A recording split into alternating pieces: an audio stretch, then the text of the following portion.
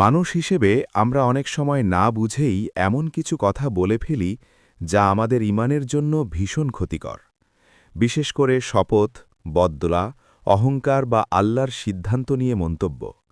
এসব বিষয়ে আমাদের খুব সতর্ক থাকা দরকার।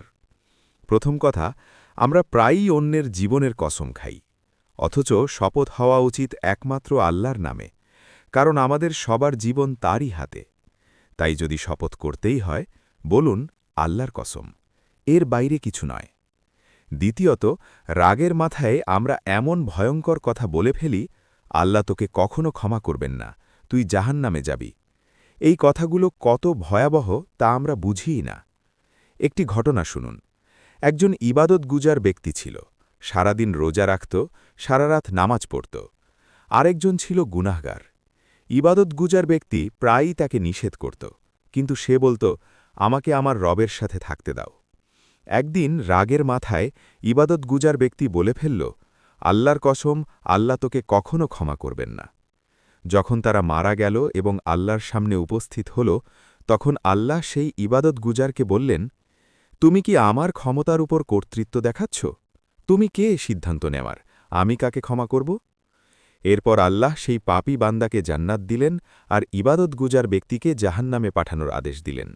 ভাবুন, একটি অহংকারপূর্ণ বাক্য একজন মানুষের সারা জীবনের ইবাদত নষ্ট করে দিল। তৃতীয়ত, আমরা অনেক সময় আমাদের প্রিয় মানুষদের, বিশেষ করে সন্তানদের, রাগের মাথায় বদদোয়া করে ফেলি। যেমন, তুই মরে যা, তোর মুখ যেন আর না দেখি। রাসূলুল্লাহ সাল্লাল্লাহু আলাইহি ওয়াসাল্লাম কঠোরভাবে নিষেধ করেছেন নিজেদের, সন্তানদের বা সম্পদের জন্য বদদোয়া করতে। কেননা এমনও হতে পারে আপনি এমন সময় বদদোয়া করলেন যখন আল্লাহ দোয়া কবুল করেন, আর তা কবুল হয়ে গেল। ভাবুন তো, যদি সত্যি সেই কথা বাস্তবে পরিণত হয়, তখন সেই অনুশোচনা সারা জীবন তাড়িয়ে বেড়াবে। তাই রাগ হলে চুপ থাকুন, বদদোয়ার বদলে বলুন, আল্লাহ তোমাকে হেদায়েত দিন। চতুর্থ বিষয়, যদি শব্দটি। আমরা বলি, যদি আমি ওই কাজটা না করতাম, যদি ওটা না হতো।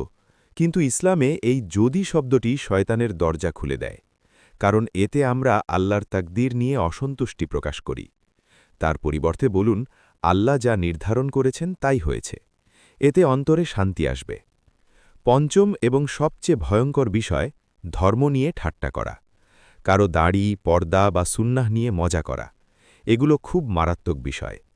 কুরআনে স্পষ্ট বলা হয়েছে, এ ধরনের কাজ ঈমান ধ্বংস করে দিতে পারে।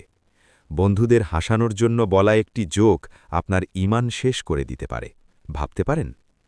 প্রিয় ভাই ও বোনেরা, এই দুনিয়া খুবই অস্থায়ী। আজ আছি, কাল হয়তো থাকব না।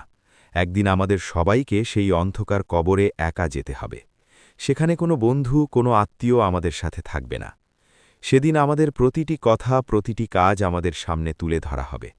তাই আসুন, আজ থেকেই আমরা আমাদের জিহ্বাকে নিয়ন্ত্রণ করি। আল্লাহর কাছে ক্ষমা চাই। হে আল্লাহ, আমরা না বুঝে অনেক ভুল কথা বলেছি, অনেক মানুষকে কষ্ট দিয়েছি। তুমি আমাদের ক্ষমা করে দাও। আমাদের জিহ্বাকে তোমার জিকিরে ব্যস্ত রাখো। মৃত্যুর সময়ে যেন আমরা লা ইলাহা ইল্লাল্লাহ পড়ে এই দুনিয়া থেকে বিদায় নিতে পারি। মনে রাখবেন, এই ছোট্ট জিহ্বাই পারে আপনাকে জান্নাতে নিয়ে যেতে, আবার এই জিহ্বাই পারে আপনাকে জাহান্নামে নিক্ষেপ করতে। আল্লাহ আমাদের সবাইকে হেফাজত করুন। আমিন।